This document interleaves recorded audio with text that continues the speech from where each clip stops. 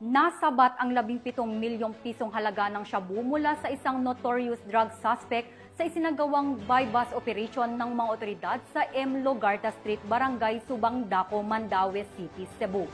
Ang balitang hatid ni Patrolwoman Judith Nicanor.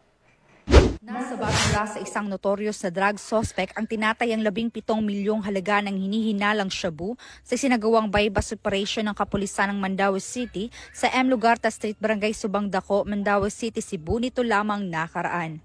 Kinilala ni Police Lieutenant Colonel Mark Gifter Sokalit, Chief ng City Intelligence Unit, City Drug Enforcement Unit ng Mandaue City Police Office, ang notorious na drug suspect na si alias Jane, 37 anyos, na residente ng 2J Embasa Street, Barangay Sawang Calero, Cebu City. Bandang alas 11:08 ng gabi na ikinasa ng mga operatiba ang buy-bust operation na kung saan na-recover mula sa suspect ang iba't ibang pakete ng hinihinalang shabu na may timbang na 2.5 kilo at nagkakahalaga ng 17 milyong piso, buy-bust money, cellphone at isang backpack na ginamit bilang lagayan ng droga. Siya ay kasalukuyang nakapiit sa Police Station 2 ng Mandaue City Police Office. Police Colonel Aksewabo sa Junior, Mandaue City Police Director, said the operations reflect the continued result that reflect the city from the photo deliverable.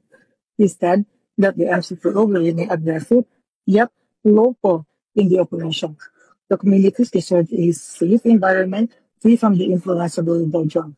Ang operasyon ay pinangunahan ng Mandaue City Police Office, City Intelligence Unit, City Drug Enforcement Unit, Regional Intelligence Division 7, Regional Drug Enforcement Unit 7, Police Drug Enforcement Group 7 at Philippine Drug Enforcement Agency Regional Office 7 sa M. Logarta Street, Barangay Subang Daco.